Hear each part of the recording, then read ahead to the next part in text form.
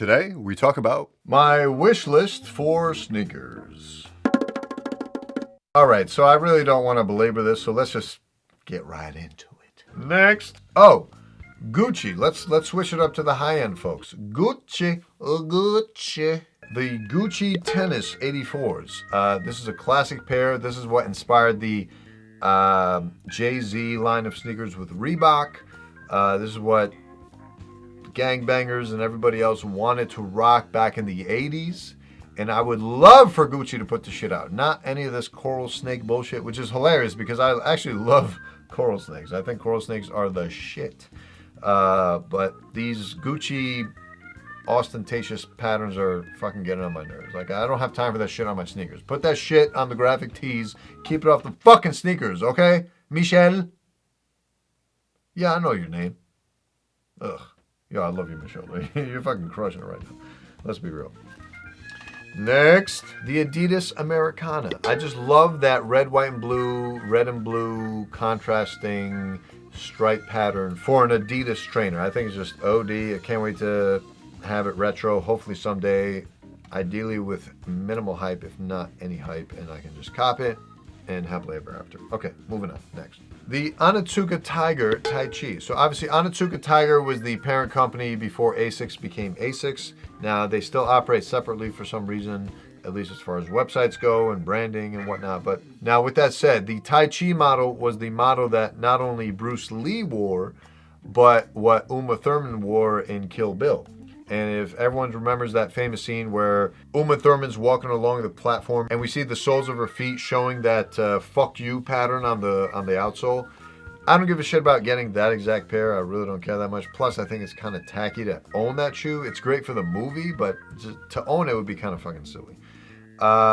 Instead, I would love to own just a pair of Tai Chis in that colorway. Now, I was able to find a pair of Tai Chis in that colorway available on eBay, but it's like this limited edition Bruce Lee signed pair, which I really don't care. I don't want this big Bruce Lee signature on the side of my fucking shoe and paying $500 for the special edition release. Like, just give me a general release with that colorway, with that silhouette. Like, I'm not asking for much here. Okay?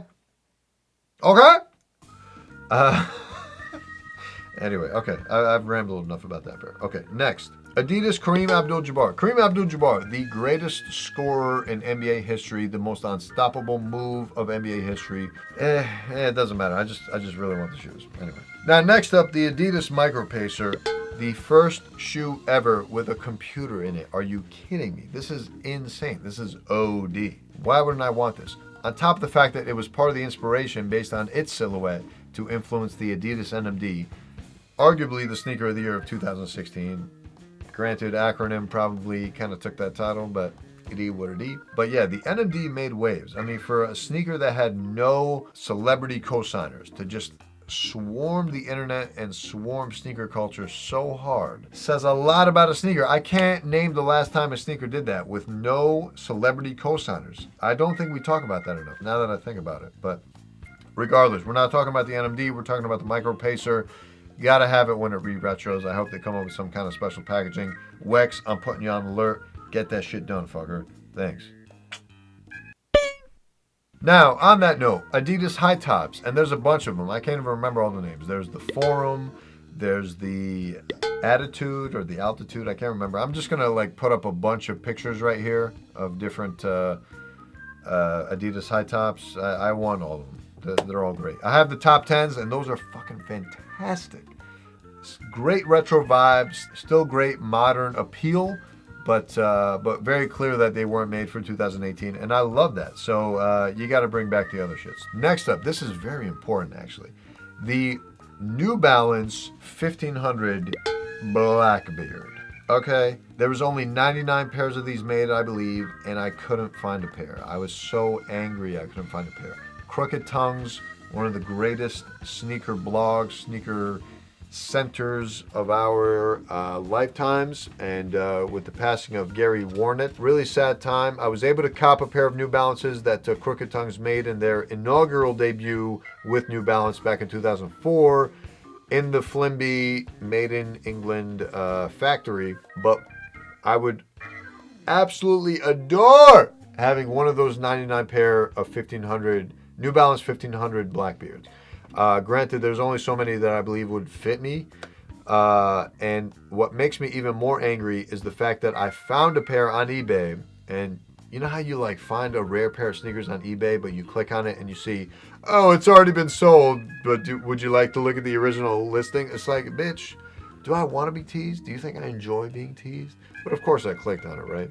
And it was my size, and it was sold in fucking July. Like, if I had just known about it a few months earlier than I had ever heard it existed, I would have owned those motherfuckers. And instead, I'm sitting here like a cuck.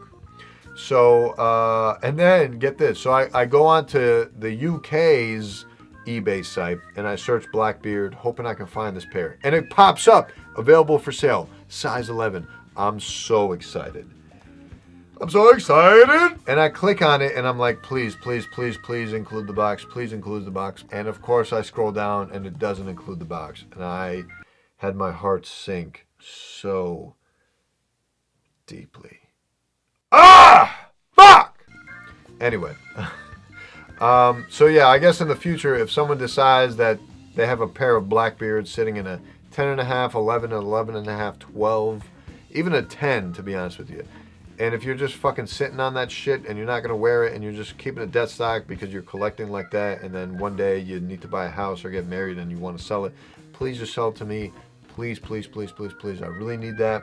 I really need it. Anyway, a pair of OG Jordan 1s from 1985. I would love to have it just to have it.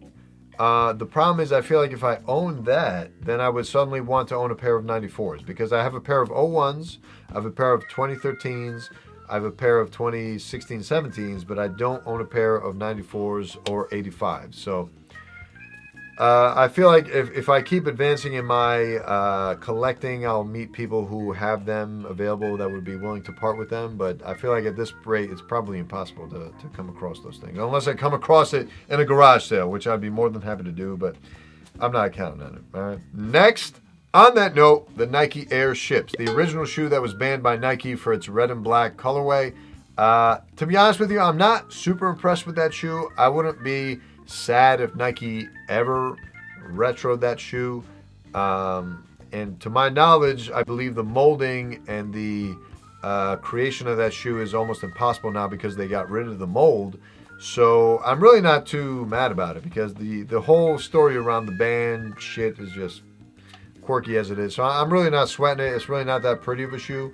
But if they were to release it, you best believe I would go out of my way to cop that shit. All right. Next. This is also kind of cheating, but the Yeezy Air Max 180 sample, if someone were to part with it or be able to gift it to me or have it available for sale, I would probably jump on it just to say I had it. But then I would be on the quest for the Huarache. Now, the Huarache and the Air Max 180, both were sample pairs. They weren't released to the public. So the fact that I don't have them doesn't really bother me that much. As far as my Yeezy collection, I pride myself on collecting at least one of every silhouette. But I don't have the 180 and I don't have the Huarache. Now, again, I'm not sweating it, but if I were to get one of the two, then I would start sweating getting the other just to say I have the complete set. And now my memory card is full, so we're gonna tough the rest of this out real quick, okay? So just to list the rest of these off, I really want to get this video over with because I think we're rambling already. British Knights Ratchet Tech. Now, this was my first pair of sneakers ever, I believe. I was in such love with these sneakers. Now, the British Knights Ratchet Tech, I believe it was called back in the day. I don't think they make them anymore. I don't even know if British Knights is still around, but British Knights was, loaded. And I loved the sneakers. I loved the way they looked, but I got made fun of so hard in those sneakers in elementary school because it wasn't Nike, it wasn't Adidas. Itty what itty. So, you know, I got roasted. But if they were ever still around and were able to be retro, best believe I would cop that shit. Holy fuck. In retrospect, I think they were so OD looking. And as a kid, obviously they wouldn't fit me now. But if they did fit me now and I still had them, believe me, I would rock them. Those shits looked so good. They were completely blacked out, triple black, and they had this ratchet tech technology where the strap goes into a buckle, but the strap itself is like ratchets with like spikes on it. It was incredible. Such a mean mugging look. We'll never know. We'll never know. But it is what it is. Anyway, to wrap up the list, we got only a few left. Oh, the New Balance 320. Now the 320 was the first New Balance shoe. Now New Balance has been around for over a century, like well over a century. But the first New Balance shoe to feature the N logo, the classic N logo we all know of, that only came out on the 320 model, and they haven't retroed it since. I don't know why. It would be a fucking cash grab as fuck, especially for sneakerheads these days, but it is what it is. But the minute they retro that in that beautiful blue colorway, I cannot wait to cop that shit, okay? Along the same lines, the New Balance 620, the first running shoe that costed $50. Now at the time, I forget what year it came out, but the year it released, $50 for a pair of sneakers was unheard of. And this was the first pair of sneakers to cost $50. And they had the balls to do that. Do you know why? Because they were so confident in the quality of their sneakers. They were like, yo, fuckers are gonna buy this shit, okay? So we're gonna release it for 50 bucks because that's what it's worth. And people bought it, okay? That's the 620. If they ever retro it, best believe I'm gonna cop that shit. Alright. Next, the New Balance 992. This was Steve Jobs' favorite sneaker. That's all he wore was 992. So if they were ever to, honestly, this is a great idea. They should market a Steve Jobs anniversary related New Balance 992, and they could release it with a new iPhone coming out, or Steve Jobs' death anniversary or birth anniversary or something. Like, just fucking, it's really not that hard. I literally just came up with that right now. Like, y'all could do that, New Balance. Like, team up with me. I don't even want profits. I just want a free pair of sneakers, okay? So if you can do that with the pair of 992s, let me know. Size 11, baby. But anyway, think about it.